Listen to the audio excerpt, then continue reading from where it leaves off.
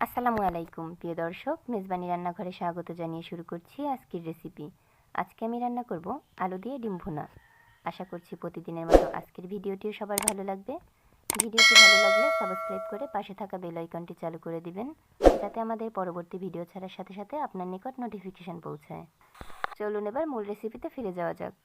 আমি রান্না করার জন্য 3টি ডিম সিদ্ধ করে নিয়েছি এবং মাঝখান বরাবর ভাগ করে নিয়েছি। এবার সামান্য একটু হলুদ আর একটু লবণ দিয়ে ডিমটা ভালোভাবে মেখে নিব। একে একে সব ডিমগুলো হলুদ আর লবণ মাখানো হয়ে গেছে। এবার ডিমগুলো এক সাইড করে রেখে আলু কুচি করে নিব। আলু কুচি করে ধুয়ে নিয়েছি। এবার ডিমগুলো ভেজে নিতে হবে।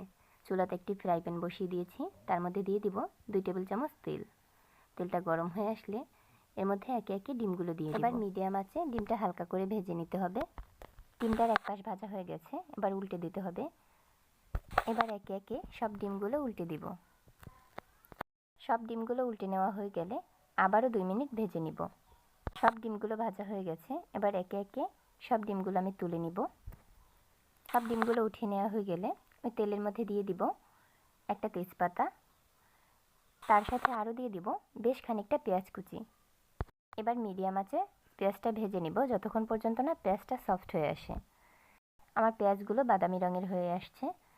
এবার এর মধ্যে দিয়ে দিব 1 চা চামচ হলুদ গুঁড়া আর 1/2 চা চামচ মরিচ গুঁড়া। এখানে আমি মরিচ গুঁড়াটা অল্প ব্যবহার করেছি, কেননা আমি পরবর্তীতে কাঁচা মরিচ ব্যবহার করব। এখানে ঝালটা যে যার পছন্দ অনুযায়ী দিতে পারেন। আমি চুলার আঁচ মিডিয়ামে রেখে মশলাগুলো 2 মিনিট ভেজে নিয়েছি। এবার সামান্য একটু পানি দিয়ে দেব, মশলাটা ভালোভাবে কষিয়ে নিব। এবার এর মধ্যে অ্যাড করব পরিমাণ মতো লবণ। ইতিমধ্যে মশলাগুলো কষানো হয়ে গেছে, উপরে তেল উঠে এসেছে। এবার এর মধ্যে দিয়ে দিব কুচি করে রাখা আলু। যারা আলু খেতে পছন্দ করেন না তারা এটি স্কিপ করতে পারেন। এবার খুব ভালোভাবে মশলার সাথে আলুগুলো ভেজে নিব। আমি চুলার আঁচ লো হিটে রেখে 4 থেকে 5 মিনিট আলুটা ভেজে নিয়েছি। আলুটা ভেজে নেওয়ার ফলে কিন্তু 80% সিদ্ধ হয়ে গেছে। এইভাবে মশলার সাথে আলুটা ভেজে রান্না করলে কিন্তু এর স্বাদ কয়েক গুণ বেড়ে যায়। এবার এর মধ্যে অ্যাড করব পরিমাণ মতো পানি। এখানে আমি 1/2 কাপ পানি দিয়েছি।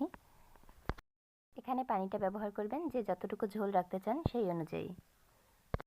এবার ঢাকনা দিয়ে অপেক্ষা করব যতক্ষণ পর্যন্ত না পানিতে বলক চলে আসে।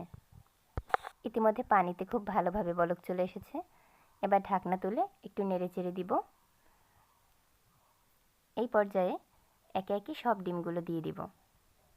আমার রেসিপিটি ফলো করে আপনিও তৈরি করতে পারেন আলু দিয়ে ডিম ভুনা। এই পর্যায়ে আমি দিয়ে দিব 2টা কাঁচামরিচ। এবার তেজপাতাটা চামচের সাহায্যে উঠিয়ে নিব। আমার রেসিপিটি ফলো করে ডিম ভুনা করলে আশা করছি সবার ভালো লাগবে। এই পর্যায়ে আলুগুলো খুব ভালোভাবে সিদ্ধ হয়ে গেছে। এখন দিয়ে দিব 1/2 চা চামচ জিরা গুঁড়া। এবার জিরা গুঁড়া দিয়ে একটু নেড়ে চেড়ে নিব।